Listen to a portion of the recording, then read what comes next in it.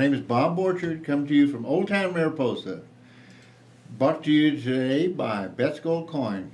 And we're doing this in our studio. Our Old Town show is done in the studio in the famous historic Mariposa Hotel. And I have with me today a young friend, Mr. Marshall Long, Supervisor Marshall Long. You don't look very supervisorial today, Mr. Long. Well, where did you get that hat? I might look more supervisorial for the Civil War period. Oh, But so you're in period. yeah, I like to dress period for for reenacting, particularly for the Civil War coming up. You know, there's people out there that unlike me don't know much about you. Could we just give you a quick sketch? You were born in Mariposa, right? Born in John C. Fremont Hospital. That's Born in right. John C. Fremont. Yep. Native of Mariposa. Native of Mariposa. That's kind of a unique role, you know. None of us are from here for the most part, and you're the only elected official that I could think of going back quite a few years at the board level that is a native of Mariposa. Actually, my predecessor, Janet Bibby, was a native. Of Oh, Mariposa. okay. Yeah. But I am the only board member on the Board of Supervisors at this time as a native of Mariposa. Lived here almost all of my life, except for several years when I was up in Columbia State Historic Park. Again, reenacting stage travel in 1856. You're kind of a wagon guy.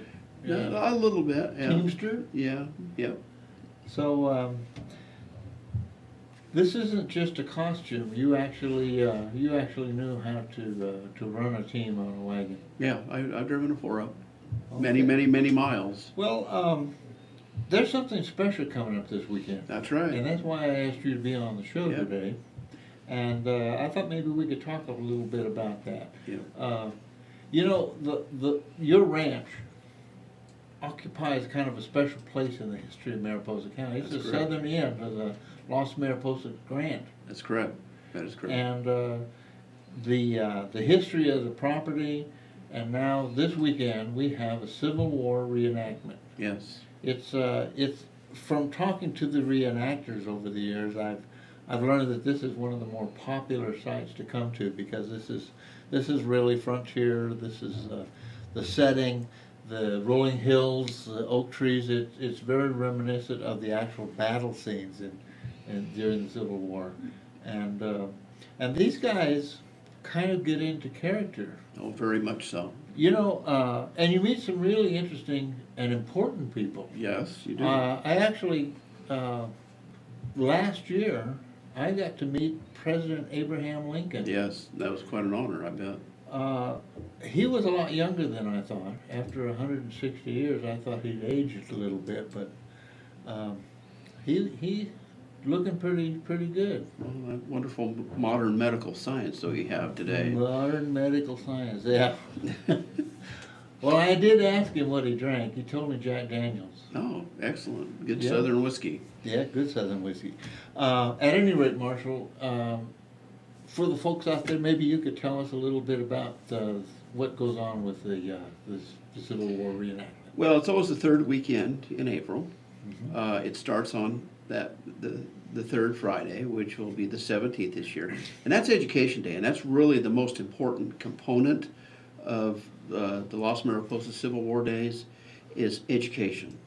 And the reenactors come and they set up several stations, I should say more than several, but in the teens of stations where the students from schools from a lot of different places, we've had them all the way from Oregon, Southern California, come here to the Civil War reenactment. They go through those stations, and so they learn about blacksmithing, how the doctors performed during the Civil War. They go through a typical, well, it's called Longville, the camp that follows, the civilian camp that followed the troops during the Civil War. They learn about seamstresses, all of those things, laundries that were necessary for the troops. And also they get to hear live firing of the weapons, the cannons, the muskets. They see skirmishes, they see the drills. They get to see what camp life was like during the Civil War. That's the most important part. We have over 700 students coming on Friday. Oh. for that education component. And that's the most important thing.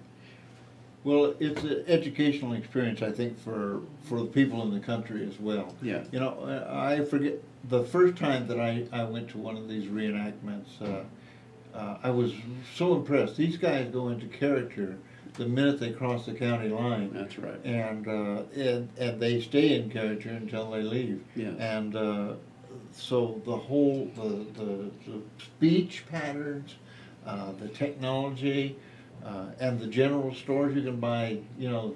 Yep, you can buy things, supplies. artifacts. Yep, that's right. Just And as articles you would. that were common in those days. Even get to taste a few food treats. Yeah, that's right.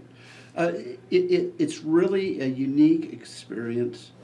You know, and this is the 150th anniversary, the sesquicentennial of the surrender at Appomattox, 150 years ago. And it will be reenacted at the Civil War days on Sunday at 1 o'clock. The Southern troops will lay down their weapons in honor of that 150th anniversary.